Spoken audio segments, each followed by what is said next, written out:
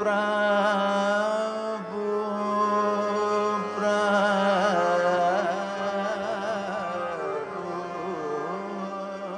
हिंदुस्तान का वो दौर जब मुगलिया सल्तनत अपनी आखिरी सांसें ले रही थी, तब उनके दरबार में एक सारंगी का उस्ताद अपने सुरों को यूं बिखेर रहा था कि जानो वो कोई सहर तारी करता हो वो जादू। लेकिन तारीख में फिर यूं भी हुआ कि जैसे मुगलिया सल्तनत के तन्नाबे बिखरते गए, वो रेजा रेजा होती गई।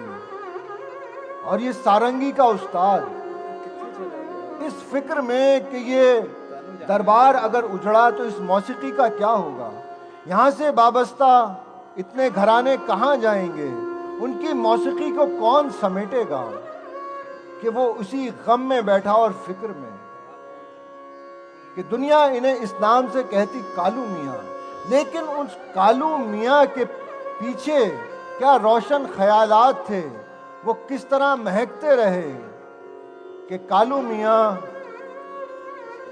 मुगलिया सल्तनत के बाग में बैठे हैं। चमन की खुशबू तो फूलों से है, और फूल अगर पत्ती पत्ती हो बिखर जाएं तो कौन इनकी खुशबू को महसूस करेगा। कि मैं यूं करूं, इस फूल के बिखरने से पहले हिंदुस्तान की मौसीकी और उसके घरानों को समेट के एक अंदाज में ढाल सकूं कि वो सारंगी का उस्ताद उसके बाद ग्वालियर घराने पहुंचा और अपने साथ 2 शहजादों को लिए, अली बख्श जर्नैल, और जर्नैल बाद वक्त में उनको तखल्लुस एक फिरंगी ने दिया था, और उनके साथ में फतेह अली कर्नल साहिब। और उनको ये लक़ब यूं दिया गया कि जब एक फिरंगी ने उनके गाने को सुना तो कहा, तुम जर्नल हैं अब से और तुम कर्नल। जिस तरह फौज में सबसे बड़ा रुतबा कर्नल और जर्नल का होता है और उसके आगे सब प्यादे होते हैं, तुम जब गाते हो तो हमें लगता है कि सब प्यादे हैं, तुम जर्नल तुम कर्नल। वाह, कितना खूबसूरत गाते हैं। कि वो पहुंचे, उनको लेके ग्वालियर घराने, उनकी मौसीकी को अपने अंदाज में ढाला, फिर जयपुर, रीवा और दिल्ली घराना, इसको जोड़ के एक नए अंदाज, एक नए सिलसिले की इब्तिदा करी। और इन दोनों उस्तादों को दुनिया ने कहा अली फत्तू की जोड़ी, अलिया फत्तू कहलाने लगे। इनकी शोहरत जब हिंदुस्तान जन्नत निशान के कोने कोने में फैलने लगी, तो वो फूल जिसका ख्वाब इस सारंगी के उस्ताद ने देखा था, जानो इसकी खुशबू पूरे हिंदुस्तान में बिखर रही थी। और उस दौर के एक मशहूर नवाब टोंक तक जब इसकी खबर पहुंची तो उन्होंने रुक्का भेज दोनों को बुलवाया। और जब ये दोनों उस्ताद हाजिर हुए तो नवाब ने कहा,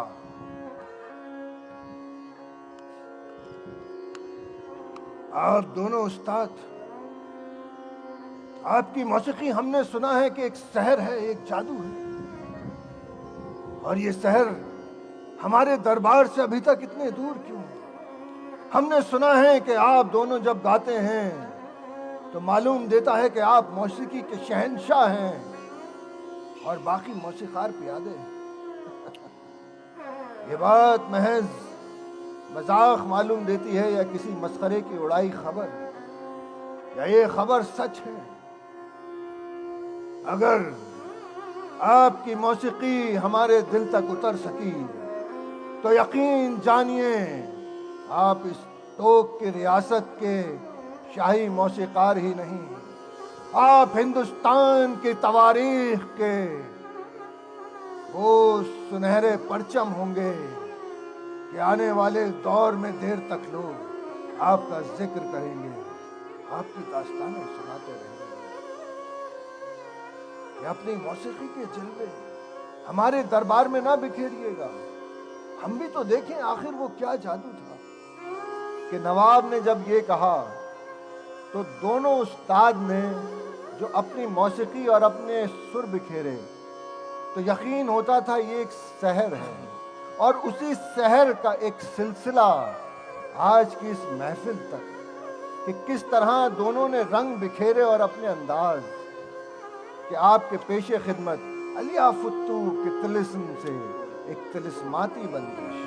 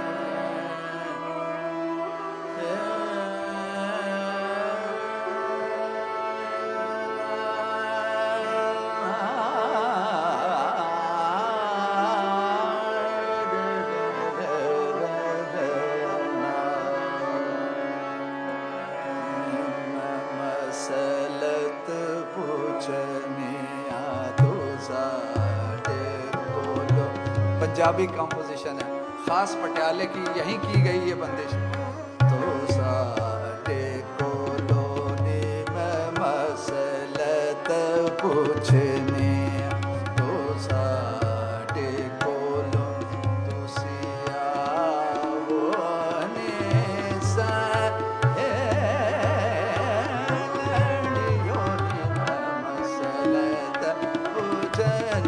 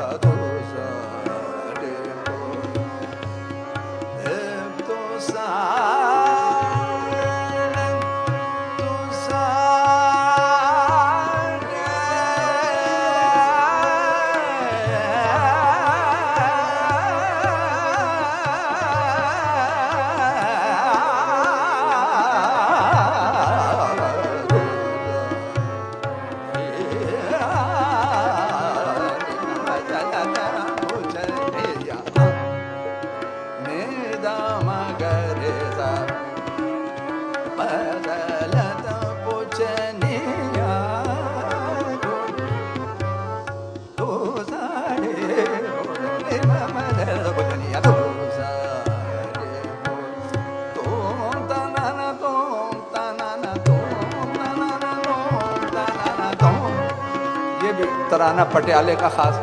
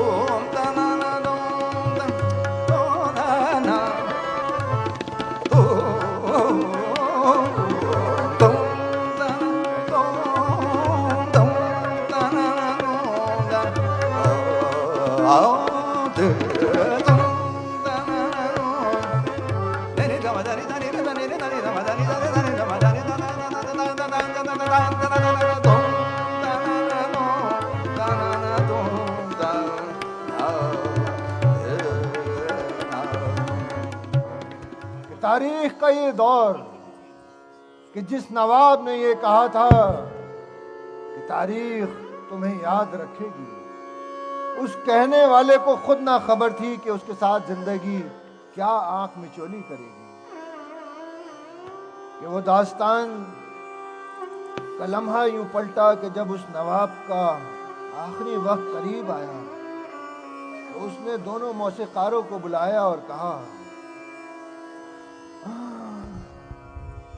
हमें मालूम है हमारी जिंदगी चंद रोजा है और उसके बाद तुम भी हमारे दरबार से रुखसत हो जाओगे।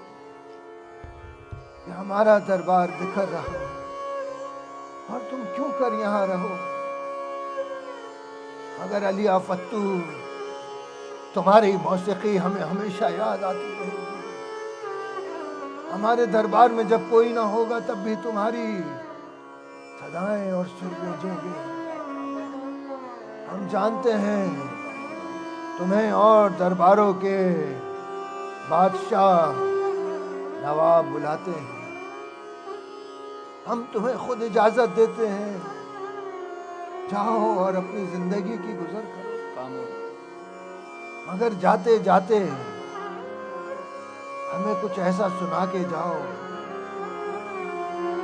कि जिसकी खुशबू फूलों की तरह हमारे सीने में बसी रहे। सुनाओ अलिया फत्तू अपने तिलिस्म की वो बंदिश जो मौत के बाद भी हमारे कानों में खुली रहे और हम तुम्हें याद करते रहे, का लुत्फ उठाते रहे। कि सुनाओ अलिया, सुनाओ फत्तू, तुम मेरे जाबाज मौसीकी, पढ़ो नगमे और सुनाओ।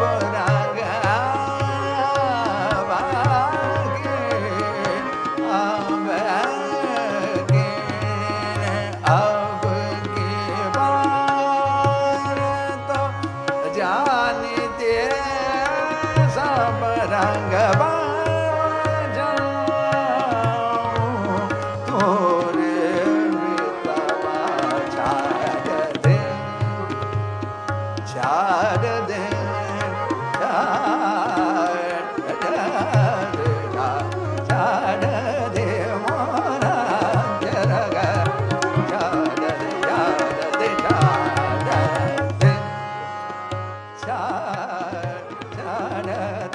मोरा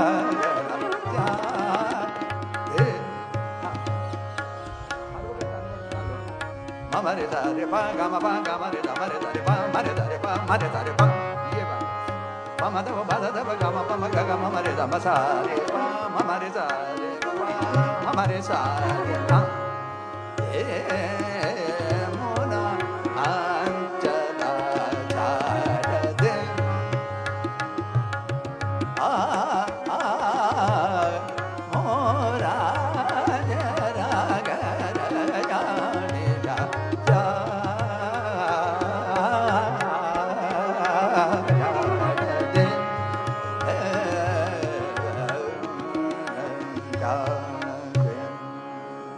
कि फिर तारीख में एक बादशाह और उभरा जिसने वो निशान छोड़े कि जिसकी दास्तानें आज भी जिंदा हैं दास्तानों में, कि दास्तान अपना सफर करते करते पंजाब के खुशनुमा शहर पटियाला पहुंचे, कि पटियाला का ये वो दौर जब महाराजा भूपेंद्र सिंह जी इस रियासत में हुस्न बख्श रहे थे, खूबसूरती और वो तारीखी लम्हे जमा कर रहे थे कि जो तारीख में जिंदा रहे। भूपेंद्र सिंह जब पूरे हिंदुस्तान से बेहतरीन फनकारों को, बेहतरीन चीज़ और बेहतरीन आलात को जमा कर रहे थे, कि जब हिंदुस्तान जन्नत निशान की एक सहीफा, एक खातून पेरिस पहुंची और उन्हें अपने रिसाले को दुनिया के सामने रखना था, तो उन्होंने सोचा कि दुनिया के जो बेहतरीन ज्वेलर्स हैं, जो बेहतरीन जौहरी हैं, उनका किस्सा लिखा जाए। और वो घूमते घूमते पेरिस पहुंची कार्टियर के दफ्तर, जो एक जेवरात का आप लोग तमाम जानते हैं कि बेहतरीन वो दुनिया में। जब वहां पहुंची और उनसे जिक्र किया तो उन्होंने कहा, oh ma'am, India is a poor country, आप हमारे बारे में उधर लिखिएगा, क्या हमको फायदा होगा, क्या रेवेन्यू होगा, आप छोड़ दीजिए इस बात को, आप कुछ और कीजिए, किसी और को कवर कीजिए। कि ये बातचीत करने वाली जब कार्टियर के दफ्तर और दफ्तर के रिसेप्शन यानी सलामगाह के सामने पहुंची, तो उसने 20 फुट ऊंची एक तस्वीर को देखा और देख के पूछा, ये किसकी तस्वीर है? उस फरंगी ने कहा, this is Maharaja Bhupendra Singh from Patiala. आपके माथे पे जो ताज सजा है वो हिंदुस्तान का है, कि ये बादशाह हिंदुस्तान पटियाले रियासत का एक बादशाह, और आप कहते हैं कि हिंदुस्तान गरीबों का मुल्क है। आप लोग सोचेंगे भाई ऐसे कैसे? तो जी ऐसे यूं कि जब महाराजा भूपेंद्र सिंह इस रियासत को खूबसूरत बना रहे थे, तब उनको ये ख्याल आया कि क्यों ना बेहतरीन जेवरात का एक गुलदस्ता बनाया जाए, बेहतरीन जेवर तैयार कराए जाएं। तो उन्होंने मालूम किया कि पूरी दुनिया में कौन है सबसे आला जेवर बनाने वाले। तो मालूम चला कि पेरिस में कार्टियर्स। तो आप एक बड़ा सा संदूक लेके जिसमें हीरे जवाहरात पन्ना भरे थे, आप लेके वहां पहुंचे और उन्होंने जब कार्टियर्स वालों को बुलाया, उन्होंने आया, देखा तो देख के इस कदर हीरे और जवाहरात हैरान रह गए। मैं चाहता हूं कि आप इनसे वो खूबसूरत जेवर बनाएं कि जिसे देखने वाला देखता रह जाए और जो सुने उसे यकीन ना हो। सर, हम इतना सारा जेवर ज्वेलरीज नहीं बना सकता, हमारे पास इतना आदमी नहीं है, और इतना आदमी हम ले भी आए तो हमारे पास इतना बड़ा कारखाना नहीं है, हम नहीं बना सकता। आपके पास अगर कारीगर नहीं है तो कारीगर बुलाएं पूरी दुनिया में जहां से मिले। और उसके बाद एक और मशहूर जोहरी इस मुहिम में साथ जुड़े, बड़ा अजीब सा नाम था, बुर्जों, क्या नाम था माला जी? अच्छा आप तो जानते हैं, बस ठीक है, बात आगे। मेरा तो तिहाई आ जाती है जी मुंह पे उनका नाम लेता हूं तो। हम तो उनको बुलाया गया और पेरिस का सबसे मशहूर और मारूफ होटल रिट्स 1 साल के लिए किराए पे ले लिया गया कि यहाँ बैठो और जेवरात बनाओ। और जो उन्होंने जेवरात बनाए उन तमाम जेवरात थे, अगर जिक्र करें सिर्फ एक हार का जो उन्होंने बनाया, बाद के अरसे में नसीब का करना यूं हुआ कि वो हार यहाँ से खोता जब वापस पेरिस पहुंचा और कार्टियर ने उसे दुनिया के सामने रखा कि ये हार आज हमारे पास है, जिसमें दुनिया के कीमती तरीन हीरे जड़े थे। तो दास्तान में मुख्तसर कर रहा हूं छोटी, क्योंकि ये तो पूरी एक दास्तान है कि जब उन्होंने दुनिया के सामने उस हार की कीमत रखी और बताई तो वो हिंदुस्तानी में 1000 करोड़ रुपए बने। कार्टियर ने कहा कि आज इसकी ये कीमत है, ये बेशकीमती हार। और जब ये खबर अरब के एक शेख को मिली कि कार्टियर के पास पटियाला के राजा साहब का एक ऐसा हार है और उसकी ये तारीख, ये दास्तान और इसकी कीमत कार्टियर कहता है कि सिर्फ 1000 करोड़, तो शेख ने कहा 1000 करोड़, हम बताता है इसकी कीमत, हम देगा इसके हिंदुस्तानी 2500 करोड़ बेचेगा। और कार्टियर ने घबरा के इनकार कर दिया कि हम इसको ना दे पाएंगे, कि इसकी असल कीमत क्या है, क्या होगी, वो तारीखों में है और आप जाके उसकी तारीख को कुरेदिएगा, तारीख के वर्ष।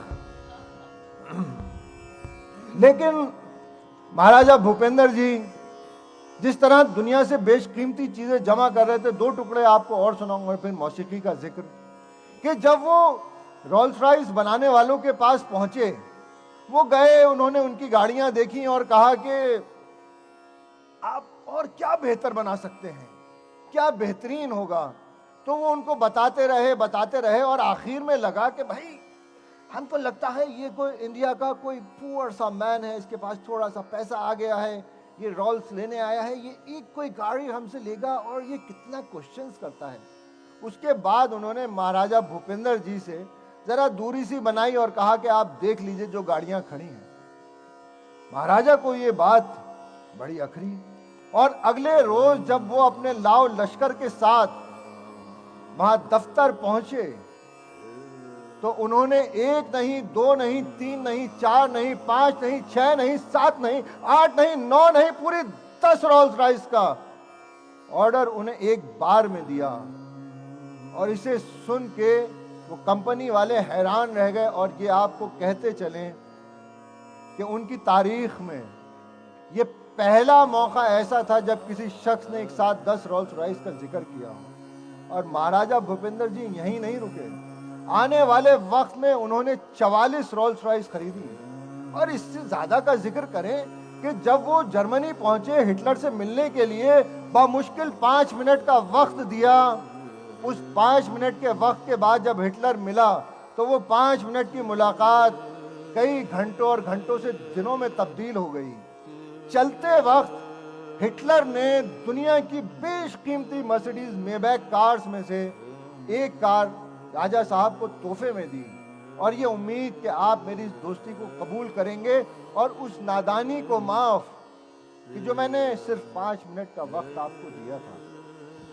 कि वो गाड़ी हिंदुस्तान आई और आप देखिए राजाओं की बातें राजाओं वाली हैं, हम तो सिर्फ दास्तान सुना रहे हैं कि वो मेबैक उनके मोटर खाने में खड़ी रही है, आप उसे इस्तेमाल नहीं करते थे। और जब एक परदेसी अफसर ने राजा साहब से कहा,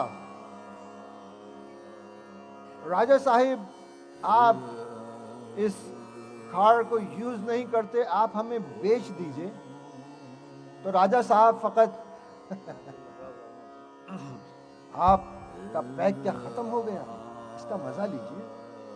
कुछ अरसे बाद उस शख्स ने फिर फरमाइश की कि आप इसे इस्तेमाल तो नहीं करते, आप मुझे दे दीजिए, मैं उसका बेहतर दाम दूंगा, आप प्लीज कुछ तो कहें। और आप फिर मुस्कुरा दिए जब तीसरी बार इस शख्स ने फरमाइश की उस मेबैक कार की, क्योंकि वो जानता था कि दुनिया में नायाब है। तो राजा साहब ने कहा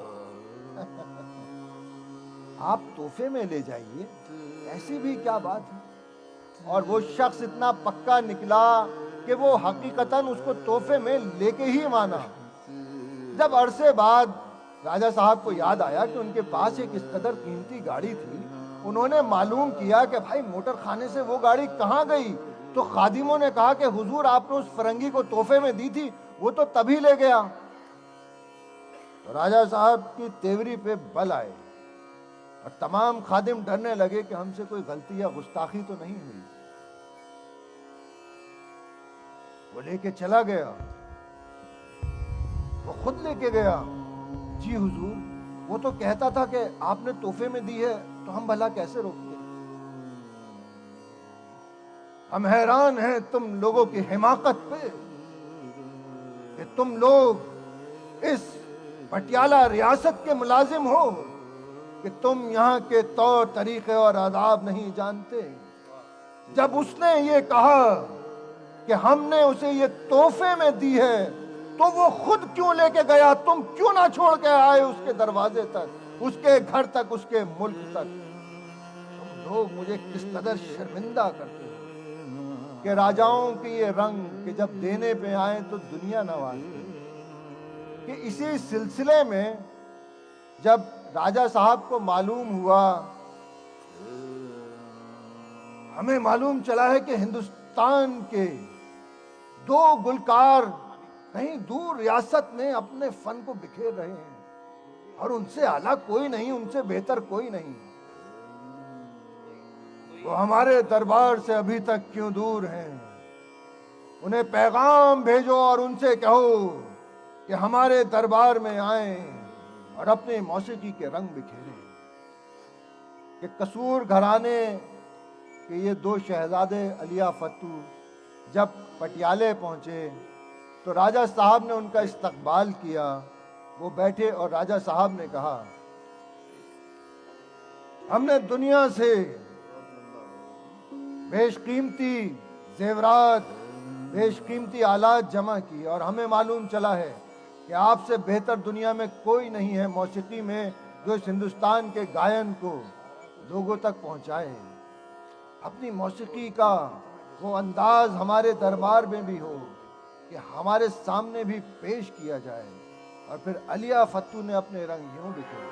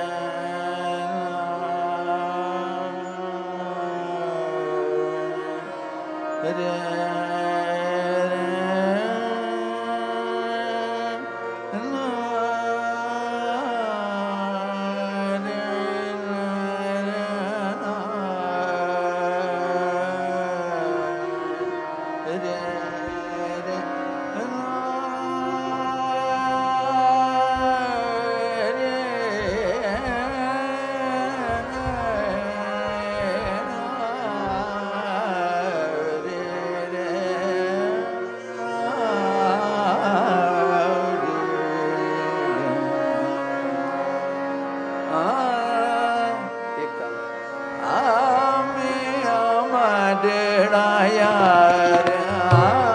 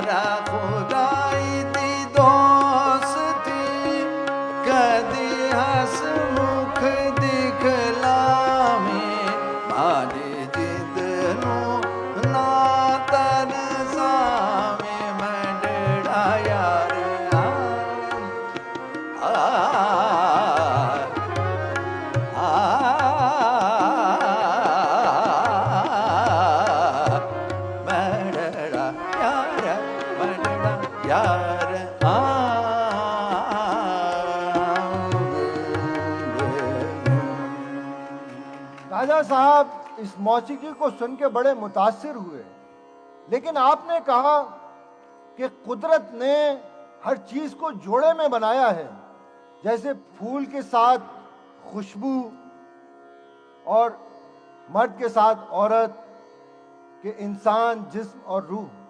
तो ये एक नगमा ही क्यों, एक नगमा और सुनाओ कि इसका जोड़ा तो बने। इस घराने के एक और सूफी उस्ताद, उस्ताद काले खां साहब, कि जो दरबारों से जुड़े रहे लेकिन कभी मुस्तकिल तौर पे ना रहे, कि ये वही हैं सूफी कि जब दिल्ली में दरबार सजा, कि कलकत्ता से दिल्ली राजधानी हुई तो उनको बुलाया गया, उन्होंने अपनी मौसीकी उसके रंग बिखेरे और बदले में उन्हें जो 10 अशरफी मिली उसमें से बराबर बराबर बराबर उन्होंने अपने साजिंदों में तकसीम कर दी और आखिर में अपने हिस्से में से 2 अशरफी रखी और 2-2-2 सबको दे दी। जब साथ के साजिंदों ने कहा कि आप हमारे उस्ताद हैं, आप गुरु हैं, आप इसमें से और रख लीजिए, तो आपने इनकार किया। आपने कहा सब घर जाएंगे, खुशी खुशी जाएं, कि इस कदर दौलत का आखिर में करूंगा भी तो क्या करूंगा, कि आप मज़ारों पे गाते, खानकाहों पे गाते, मंदिरों में गाते, दरबारों में भी जाते, मगर जुड़ के ना रहते।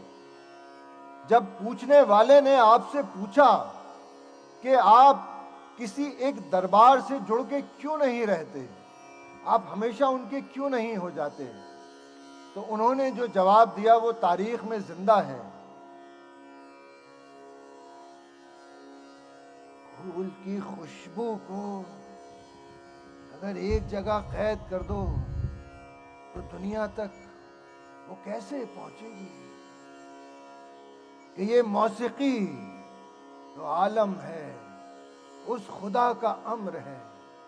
मौसीकी सिर्फ तान, लहर, पलटा, बोल, ख्याल का नाम नहीं, सहर, आशोक, तराना, बंदिश, सिर्फ ये मौसीकी नहीं।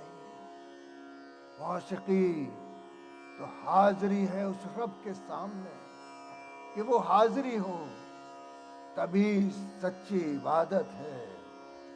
और इबादत कभी किसी से बंध के नहीं रहती, वो तो फूलों की तरह महकाती है गुलशन को, और वो महकती रहेगी। कि मौसीकी वो जो हाजिरी दे।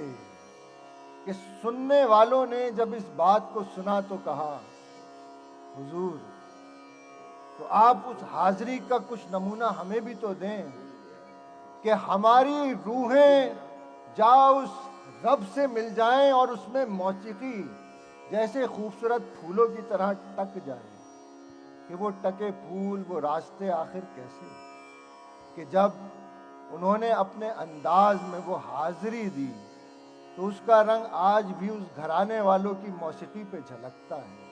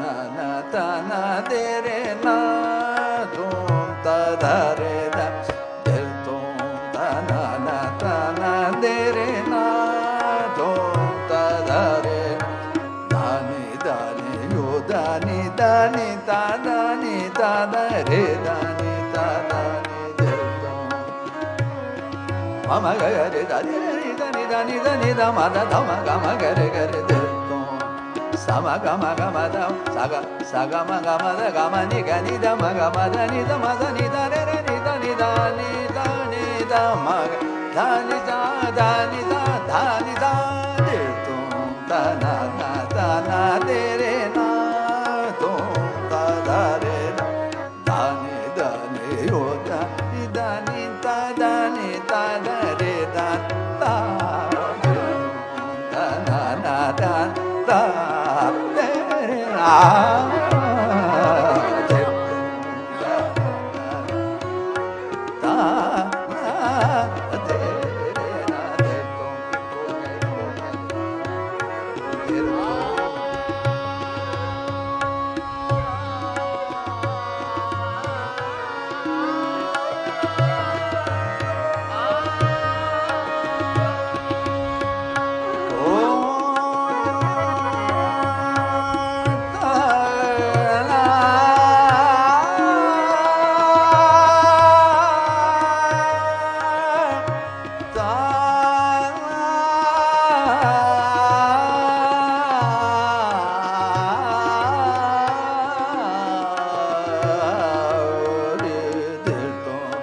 mama ga re da mama ga ma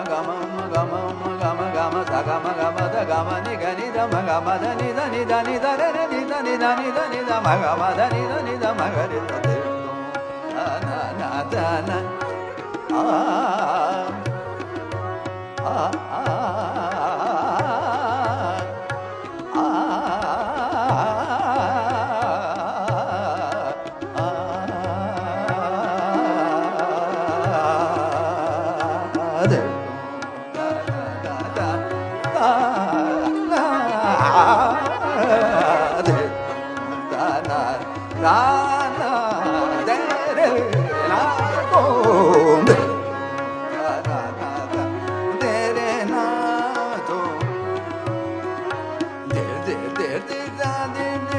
tim tom ta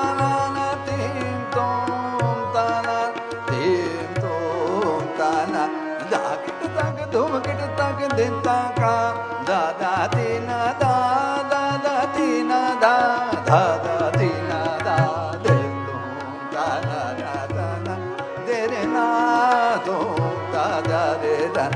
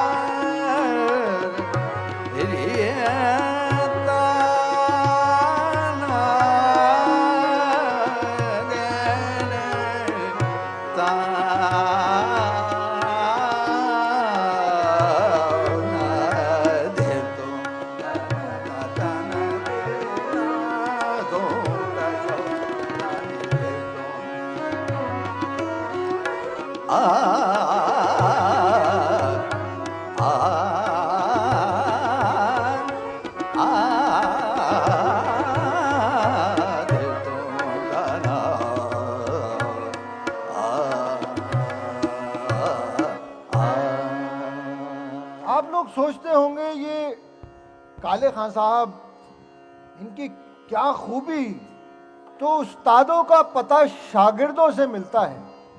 उनकी एक शागिर्दा जिसका तारीख में बड़ा जिक्र है, वो जब काले खां साहब के पास पहुंची, उनके सामने पहुंच उसने अकीदत के फूल पेश किए।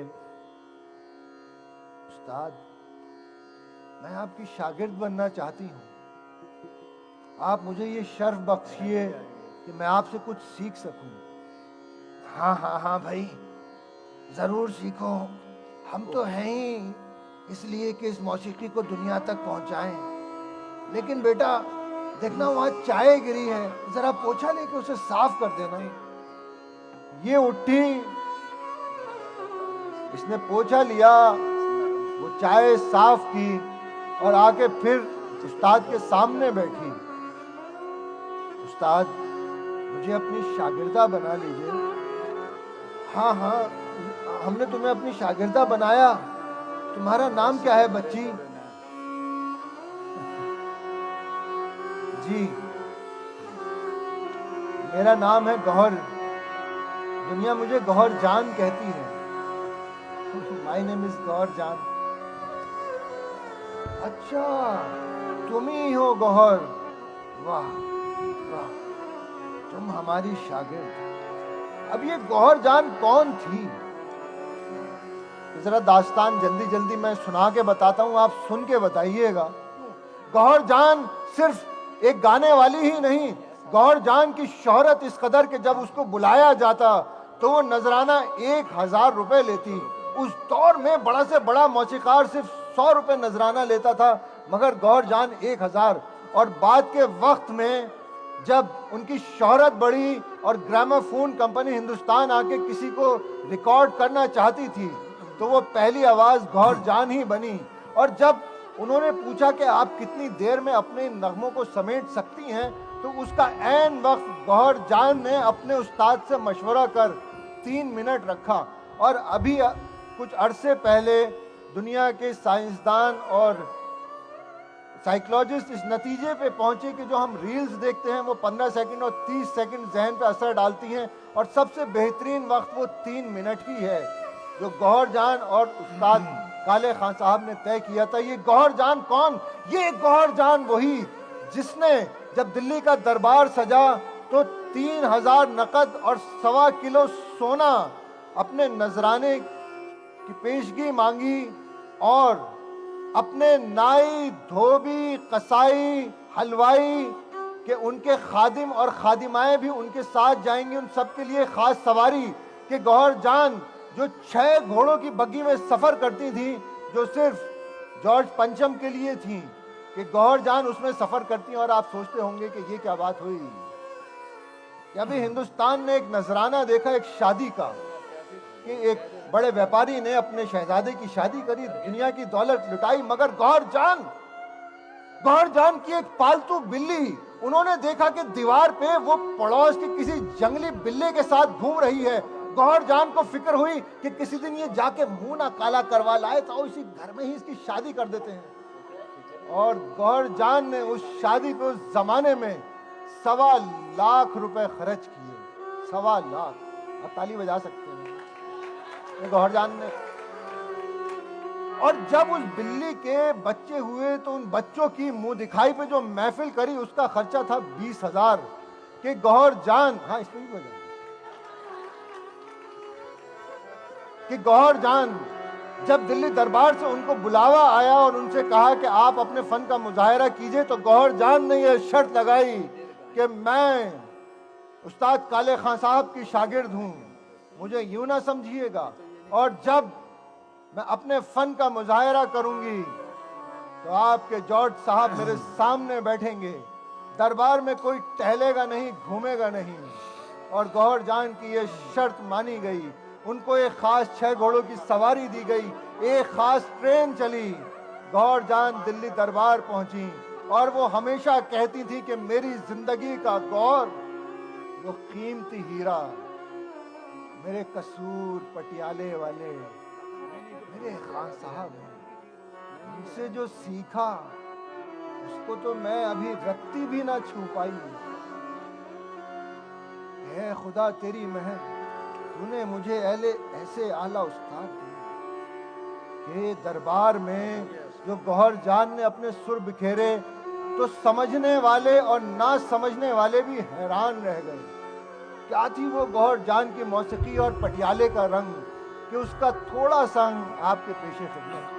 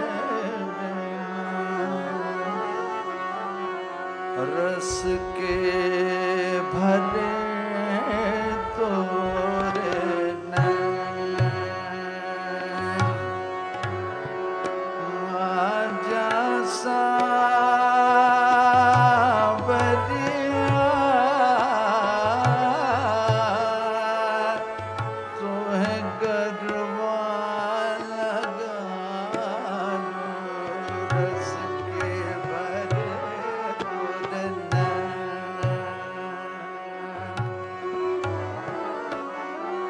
रस के भरे तुरना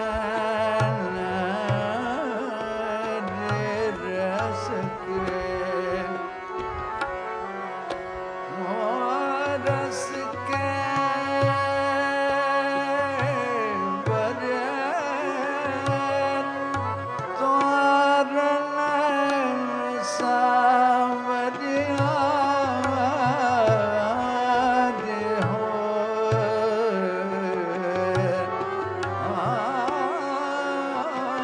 सावरिया रस के भरे तुरना। आजा सावरिया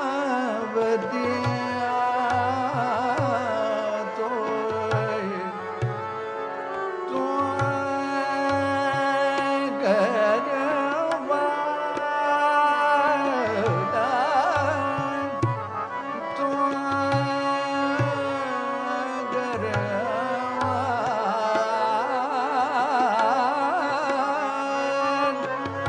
तुम्हें गरबा लगा लो रे राम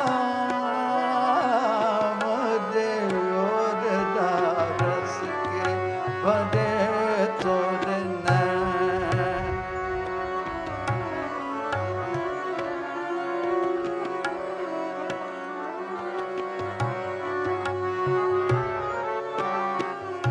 प्रेम की अग्नि में, प्रेम की अग्नि में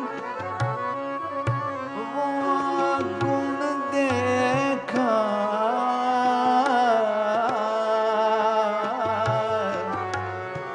धुआं ना निकले मन जल जाए रे, रस के भरे तुरना।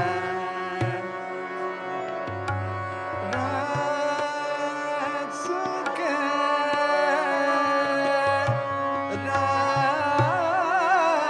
रस के मरे तोरे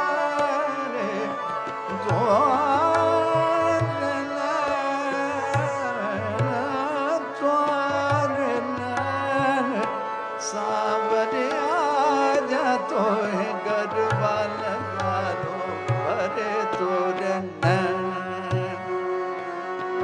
आजा सावरिया सावरिया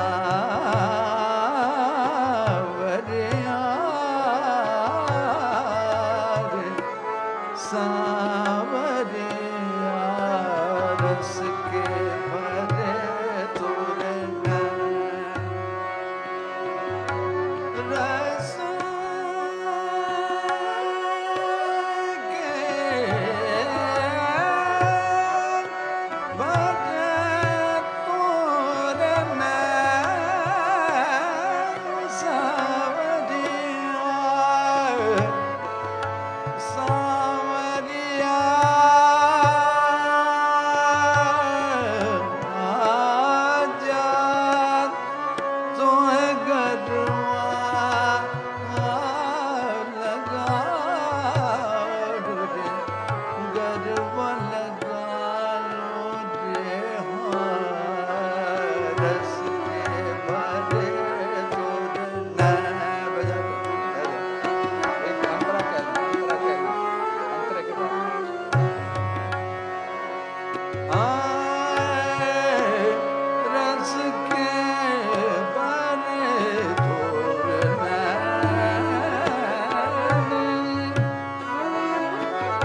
क्या बात। सारिया सा सावरिया रे,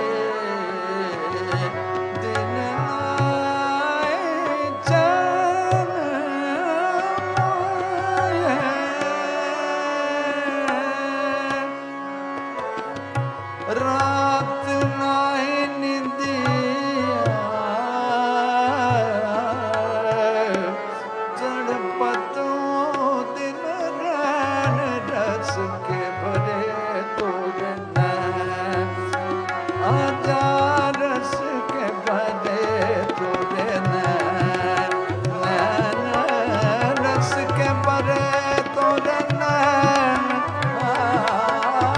रस के भरे तोरे नैन, तोरे नैन रस के भरे तोरे नैन, नैन रस के भरे तोरे नैन, नैन रस के भरे तोरे नैन, डेरा रस के भरे तोरे नैन,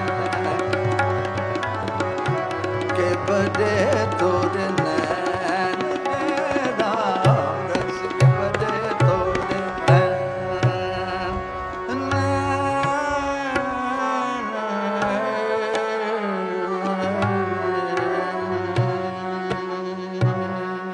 तो खादिनो हजरात, दास्तान में अब जिक्र उस चांद का कि जिसके बगैर ना कि सिर्फ पटियाला घराना बल्कि हिंदुस्तान के शास्त्रीय गायन की तारीख अधूरी है। ये वो शख्स जिसका नाम था गुलाम अली, लेकिन लोगों ने मोहब्बत में उन्हें उस्ताद बड़े गुलाम अली कहा। बड़े गुलाम अली खान साहब की दुनिया जैसे उनकी ज़िंदगी में आशिक थी, वैसे ही उनके बाद भी, कि उनके सैकड़ों वाक़यात हैं, अगर सुनाएं तो पूरी रात दरकार। मगर सिर्फ एक वाक़या आपको सुनाएं कि कलकत्ता और कलकत्ते की एक महफिल, जब कलकत्ते वालों को ये मालूम चला कि बड़े गुलाम अली खान साहब तशरीफ़ ला रहे हैं और वो जिस रास्ते से गुजरेंगे, उस रास्ते को कलकत्ते वालों ने फूलों से भर दिया कि उस्ताद यहाँ से गुजरेंगे। उस्ताद जब वहाँ से गुजरे तो मालूम देता था कि फूलों की बारिश होती हो। और उस्ताद जब उस जगह पहुँचे जहाँ महफिल थी, तो जहाँ तक नज़र जाती दूर दूर तक सुनने वाले। कलकत्ता की तारीख का ये वाहिद दिन जब वहाँ की ट्राम जो सड़क पे चलती थी वो बंद हो गई, कि सड़कें बंद करने पड़ी। मालूम देता था कोई महोत्सव है, हुकूमत की तरफ से ऐलान है कि आज शहर बंद है। कि सुनने वालों ने बड़े गुलाम अली खान साहब को जो सुना, उनकी यादें उनकी रूह में बज गई। और उस्ताद ने उस महफिल में जो नगमा गाया था वो तारीख में अमर हो गया, कि हजारों उनके चाहने वाले आज भी जब उस लम्हे को याद करते हैं तो महसूस होता है कि एक तिलिस्म है, एक जादू है जो आज भी उन पे तारी है। उस्ताद बड़े गुलाम अली खान साहब ने यूं अपने सुर बिखेरे।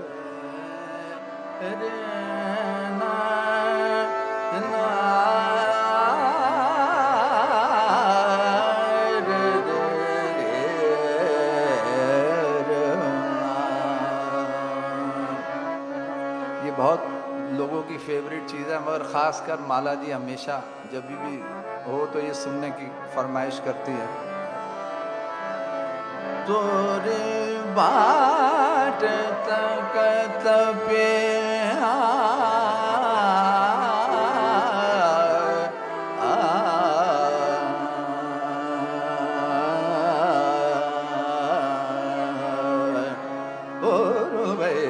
तोरी बाट तकत पिया बोर भे, तोरी बाट तकत बोर भे, तोरी बाट तकत बोर भे, तोरी बाट तकत पिया बोर भे, तोरी बाट तकत पिया नैन अलसा हे भय सगरी रैन काजा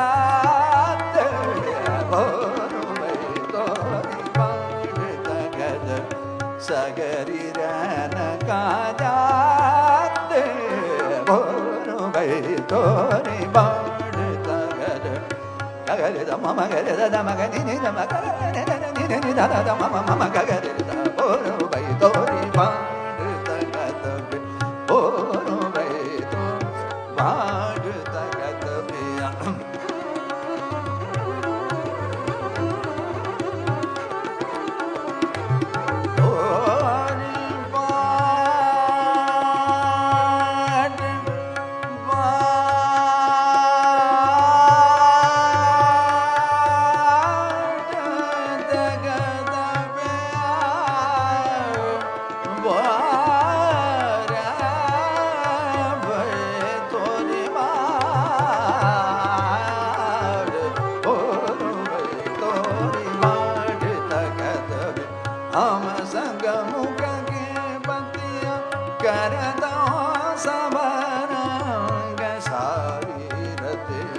सौतन के भाग जाते बोर भई गोरी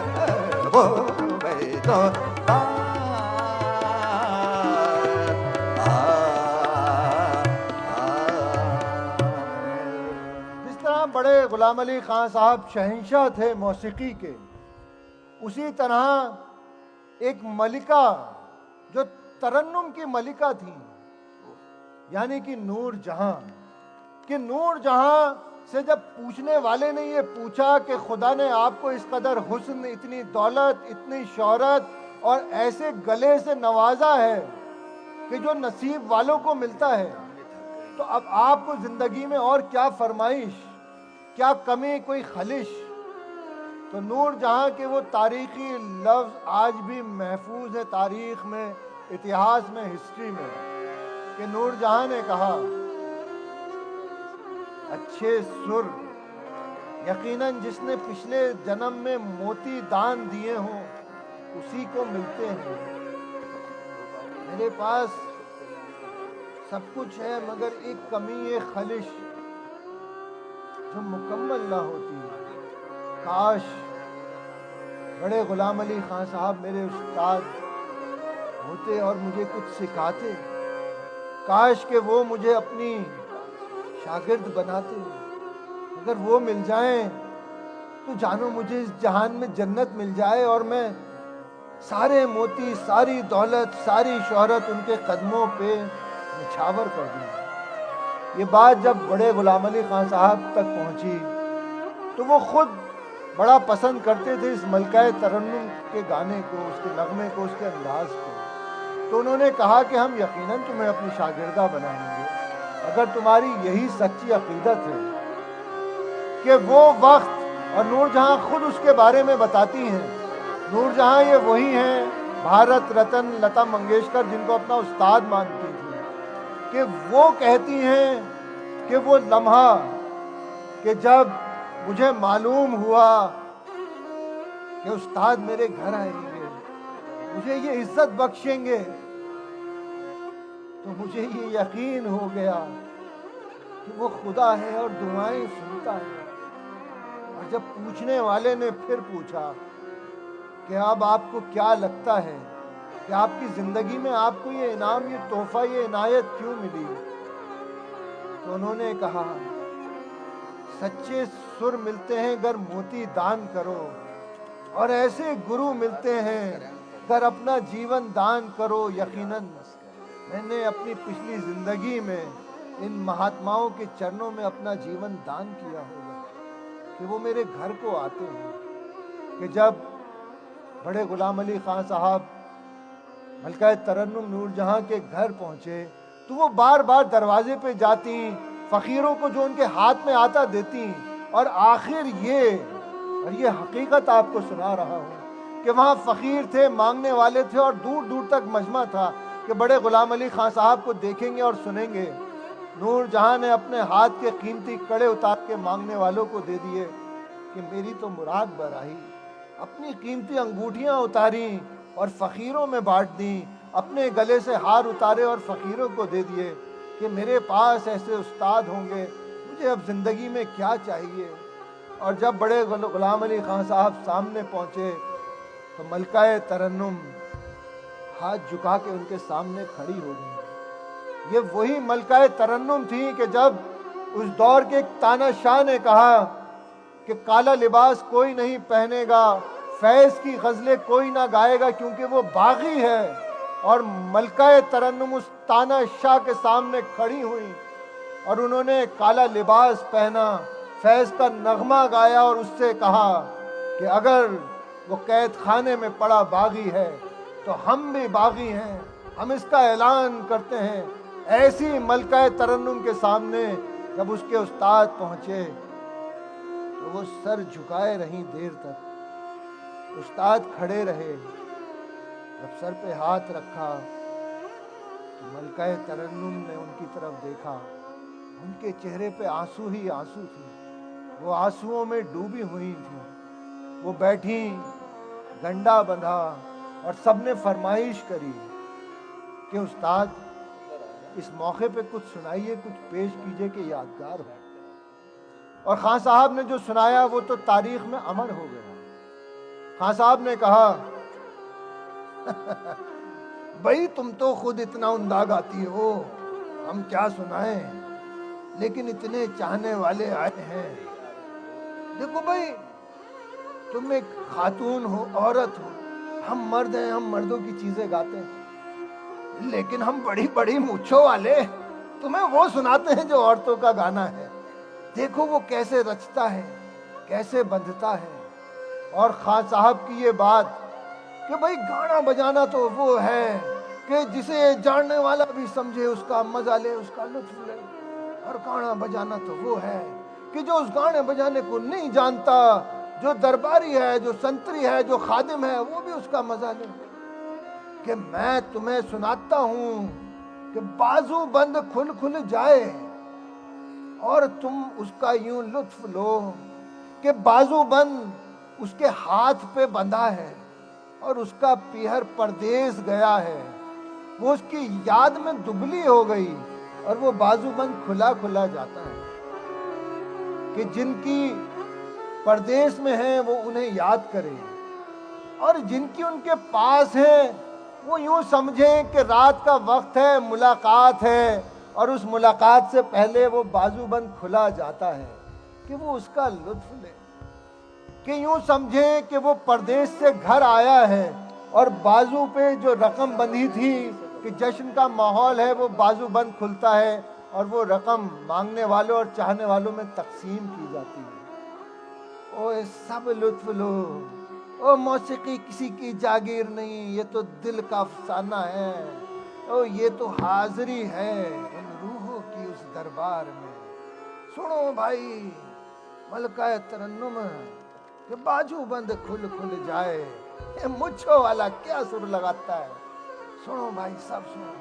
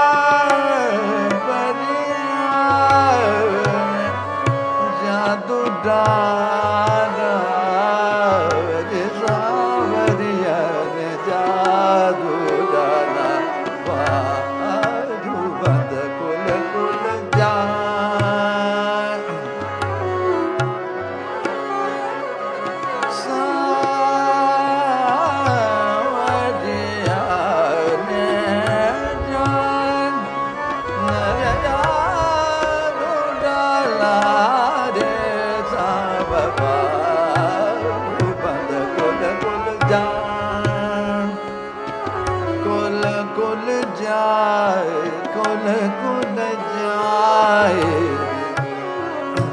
ये पूरब अंग है, ठुमरी दादरा है, तो इसको बनाया जाता है कि अपिया के बगैर कैसे बाजू बंद खुल खुल जा रहा है, तो उसको we have to express through our voice. एक तो पोइट्री है कि कह दी गई, और एक गा के उसे एक्सप्रेस किया जाए, थोड़ा मुश्किल काम है ये।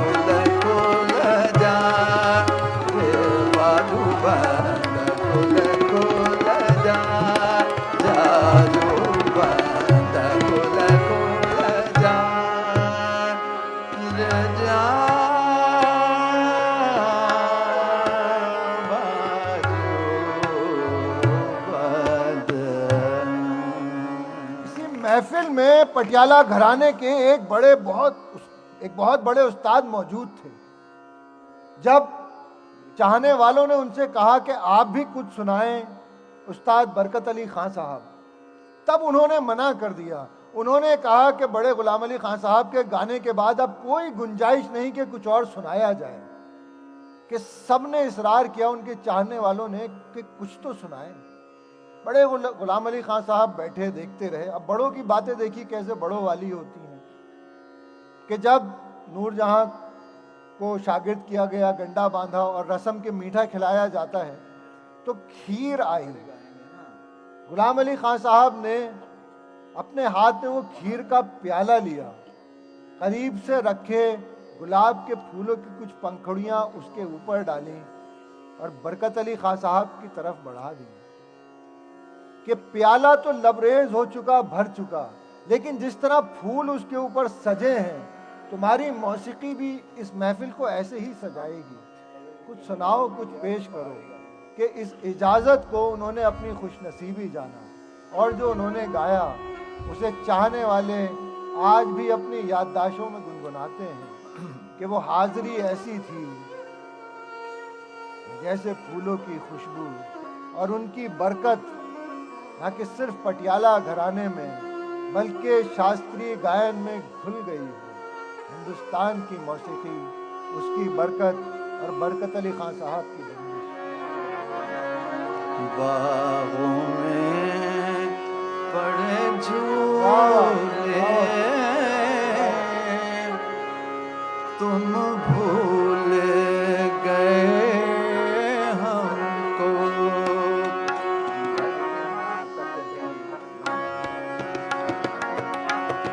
बागों में पड़े झूले तुम भूल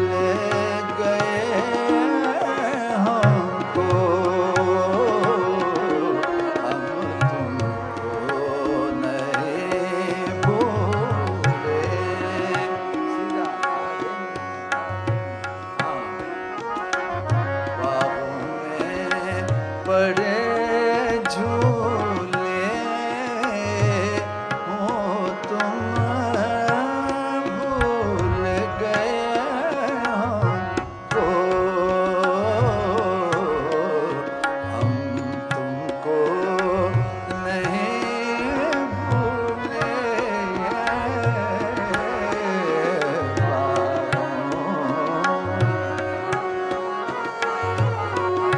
अब और ना,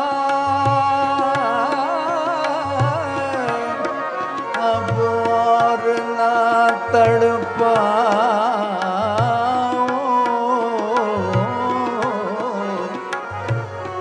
अब और ना तड़पाओ, या हमको भुला भेजो, या आप चले आओ बागों में। रावी का किनारा,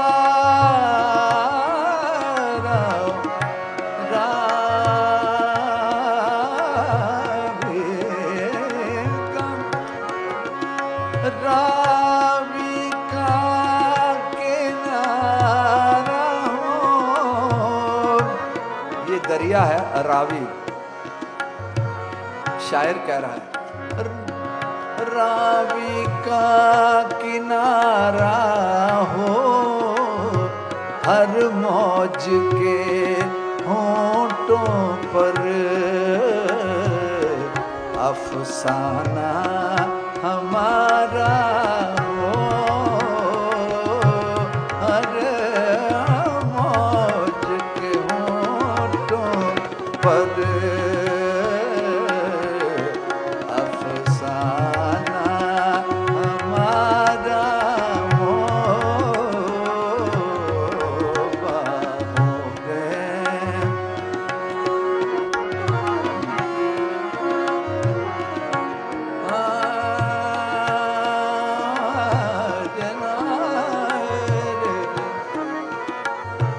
ये बॉलीवुड में भी मेरे ग्रैंडफादर बड़े गुलाम अली खान साहब को बहुत लोगों ने, म्यूज़िक डायरेक्टर्स ने काफ़ी चीज़ों को उन्होंने भी उनको कॉपी किया है। जैसे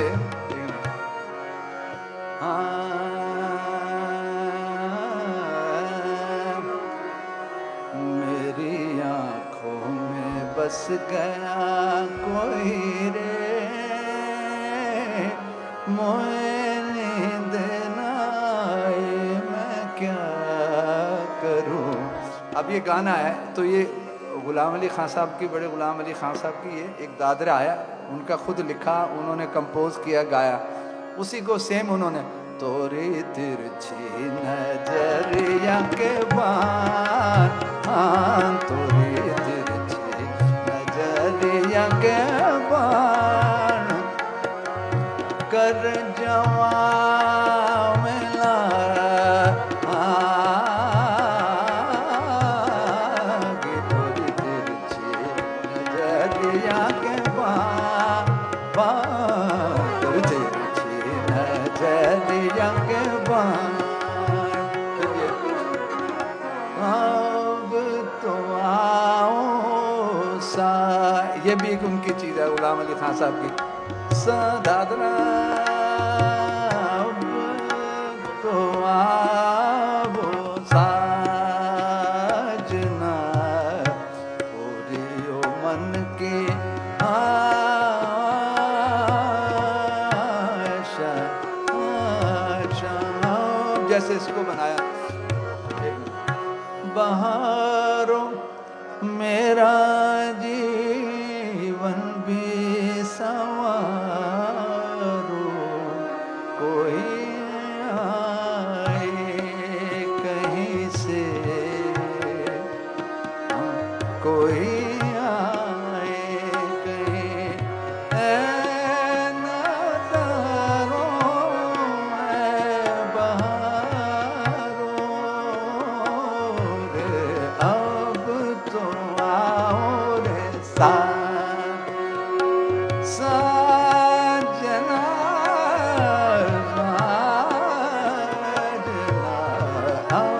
इसी के साथ मैं पंजाब की एक चीज़ कंक्लूड कर रहा हूँ जो हमारे बुजुर्गों की है और ख़ासकर पंजाब में ये गाई जाती है, Lajo Lajo, and hope you will love it and you will like it.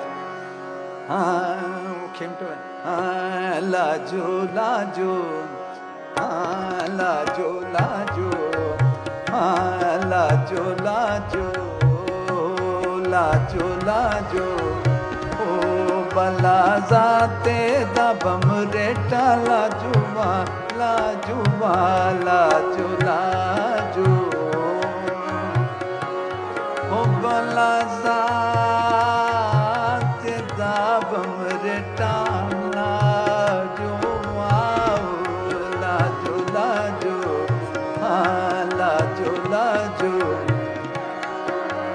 हाँ कोड़ी चढ़दा ते लगदा थानेदार वे लाजुबा लाजुबा लाजो लाजो, कोड़ी चढ़दा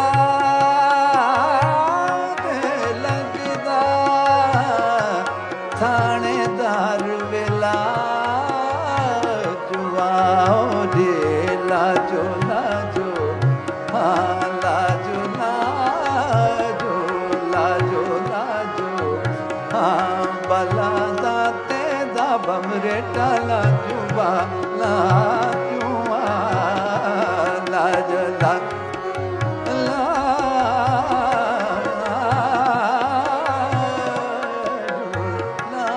लाजुबा लाजो लाजो, कंगी वामा, हाँ कंगी वामा, कंगी वामा, कंगी कंगी वामा, कंगी वामा,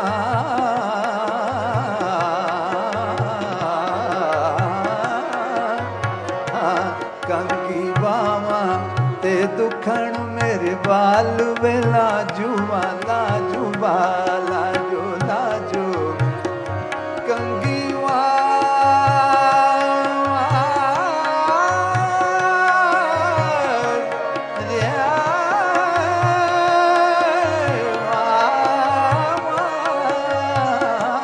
कंगी वामा ते दुखण मेरे बाल वे लाजुबा लाजुबा लाजो लाजो।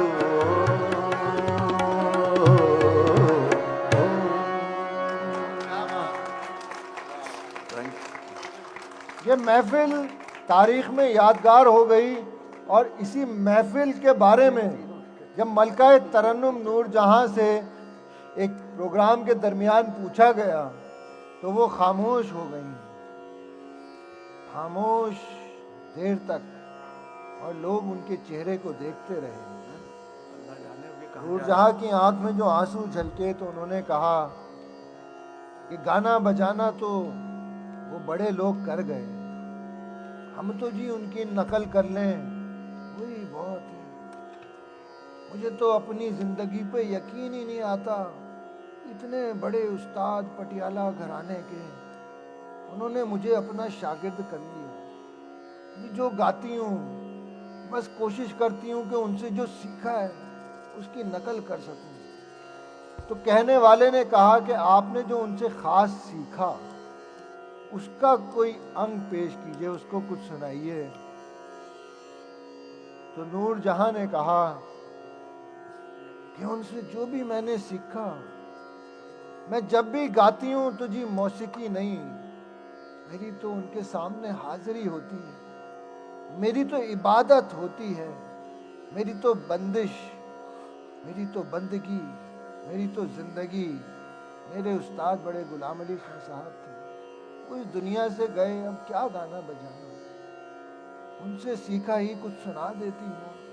तो उन्होंने उस महफिल में जो नगमा पेश किया आपके पेशे करता हूं।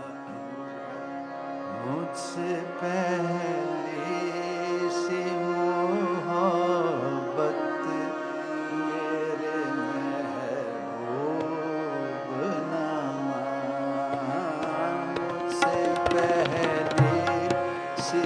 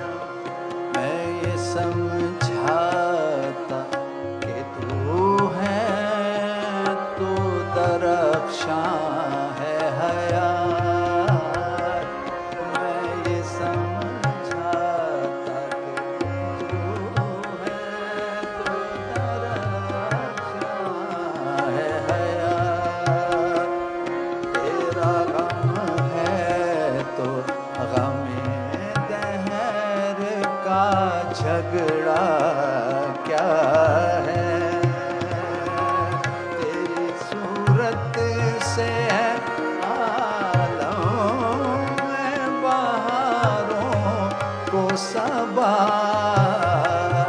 तेरी आँखों के सिवा दुनिया में रखा क्या है, तेरी आँखों के सिवा दुनिया में रखा क्या है। तू जो मिल जाए तो तकदीर निगोह हो जाए, ढूंढा था मैंने फकत चाहता यूं हो जाए, मुझसे पहली सी मोहब्बत मेरे में, और भी दुख है ज़माने में मोहब्बत के सिवा, और भी दुख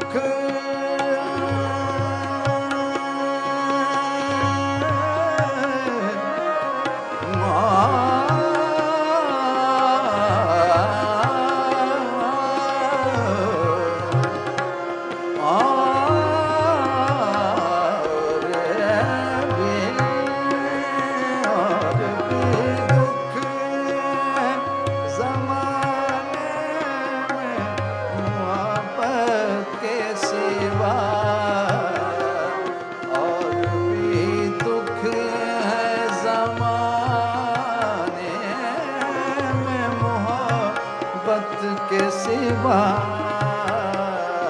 और भी वक्त के सिवा रातें और भी हैं वस्ल की राहत के सिवा, तेरे जाना मुझसे पहली सी मोहब्बत मेरे महबूब, मुझसे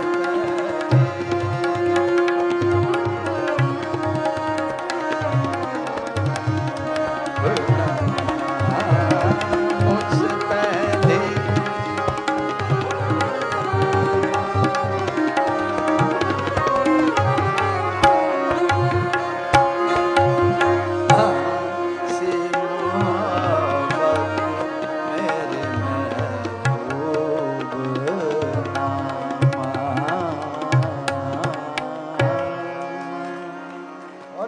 यकीन के साथ हमेशा मलका तरन्नुम कहती थीं कि गाएगी दुनिया गीत मेरे निराले रंग में, अनोखे रंग में, कि इस घराने की मौसीकी को लाहौर और उस खित्ते में जिन दो उस्तादों ने परवान चढ़ाया, उसको ऐसा रचाया कि वो आज भी रची हुई है और लोग उन्हें बड़ी अकीदत से याद करते हैं।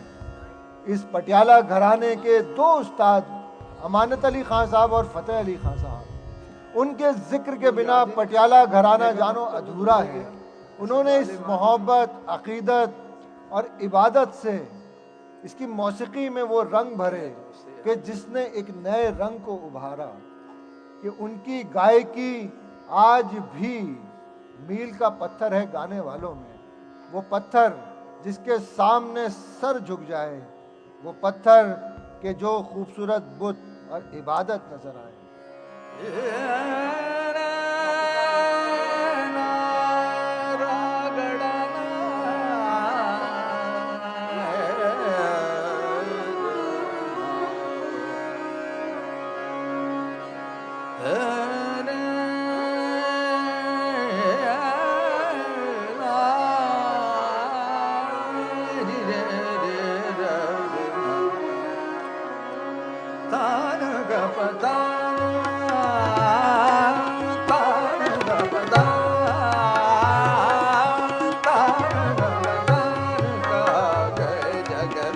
Fateh Ali Khan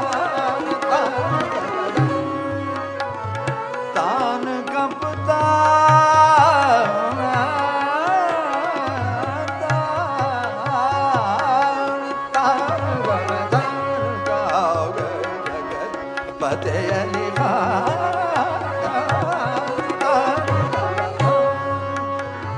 जब जब गाए भूमि जाए तन बलवंत की ऐसी पिरत है जैसे अरजन जी के मान तान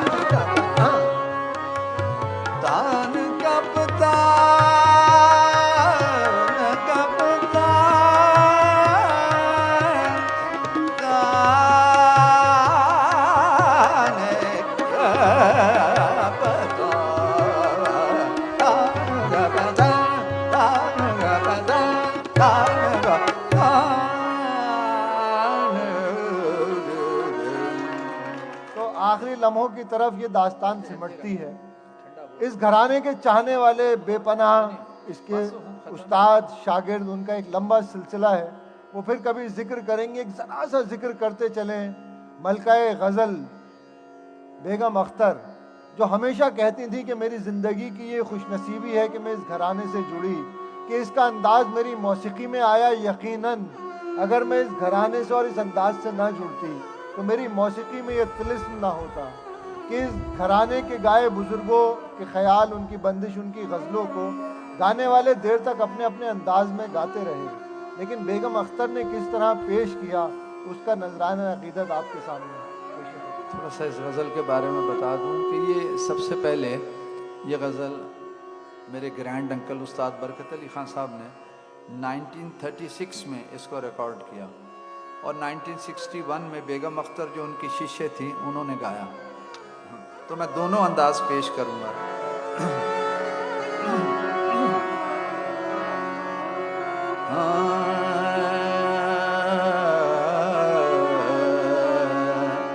वो जो हम तुम में कदार था,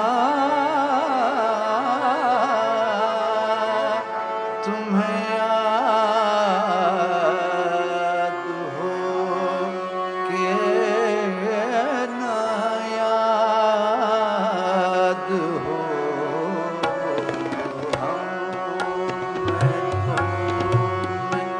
करार था,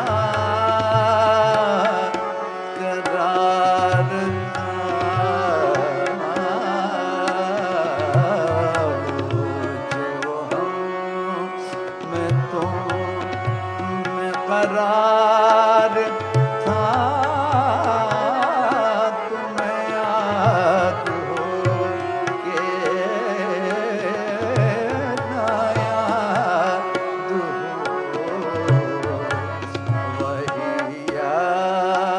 निवादा निबाह का तुम्हें याद हो के ना याद हो।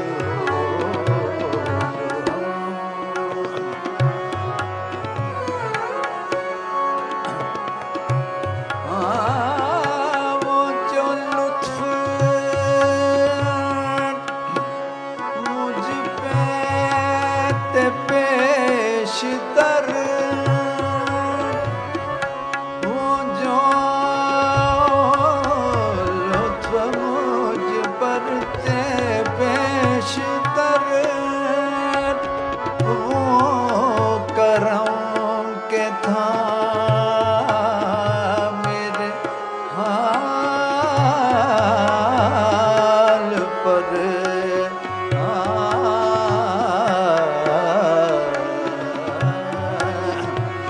मुझे सब है याद जरा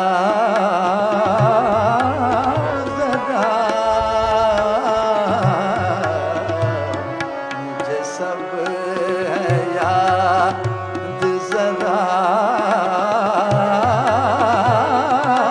जरा, तुम्हें याद हो के ना याद हो, जो हम। अब मैं बेगम साहब के अंदाज से गाऊंगा जैसे उन्होंने गाया। हालांकि किसी की मुझे आदत नहीं है किसी के गाए हुए गाने गाने की, पर मैं गाता हूँ। क्योंकि it's a part of this. वो जो हम में तुम में करार था, तुम्हें याद हो के न याद हो। वो जो हम में तुम में करार था, तुम्हें याद हो के न याद हो।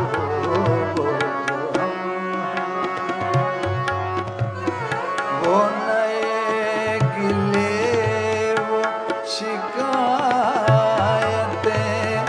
वो मजे मजे की हिकायतें,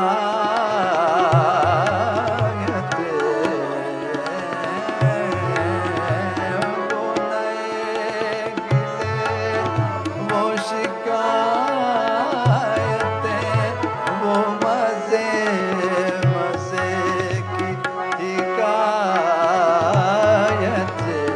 वो हर एक बात पे रूठना, तुम्हें याद हो के न याद हो।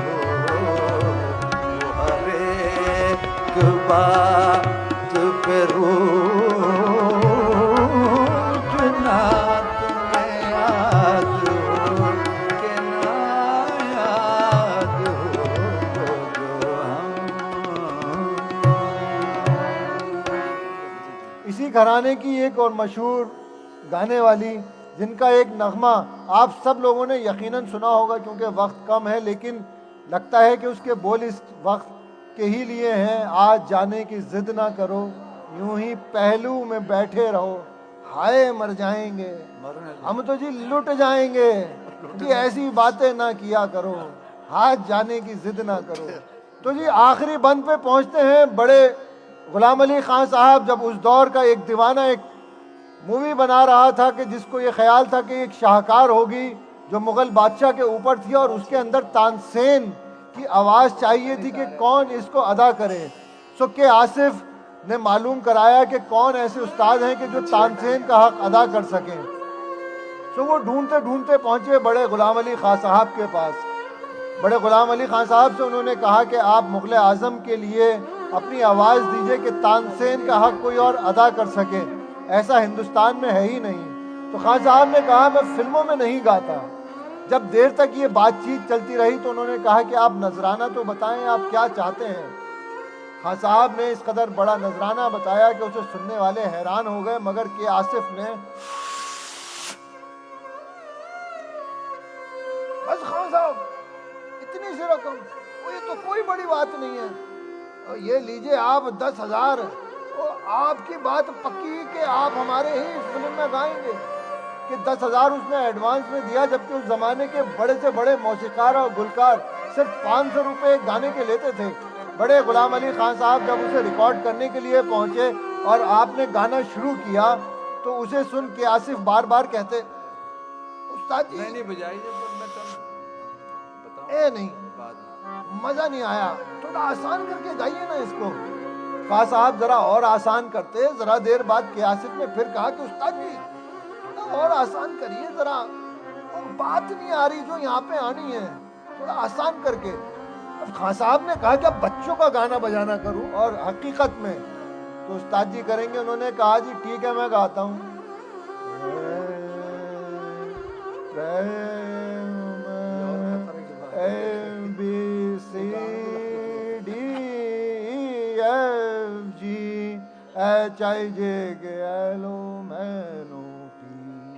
ये गाऊं मैं, लोग कहेंगे पैसे ले लिए उससे इतने और गाया क्या इसके अंदर, अलिफ बे ते ABCD, ऐसे तो नहीं हो सकता जी।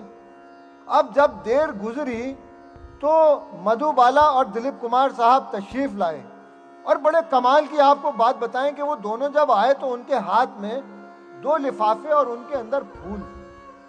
वो आए बैठे, बड़े गुलाम अली खान साहब ने देखा, बड़े खुश हुए। उन्होंने कहा जी ऐसा है आप वो मंजर करो जहां मुझे गाना है। तो वो मंजर हुआ कि दिलीप कुमार और मधुबाला की वो मुलाकात का, वो मोहब्बत का। और खान साहब ने कहा, ओहो, ए मोहब्बत दिखानी थी यहाँ पे, मैं ऐसी ताने लगा रहा हूँ, मुर्गियाँ लगा रहा हूँ, मोहब्बत में इसका क्या काम? तुम बता देते मुझे कि ए नहीं करना था, बताना था मोहब्बत की बात है। तो आपने जो गाया तो आप सब ने सुना और तारीख में अमर हुआ। उसका एक नजराना पेश खिदमत।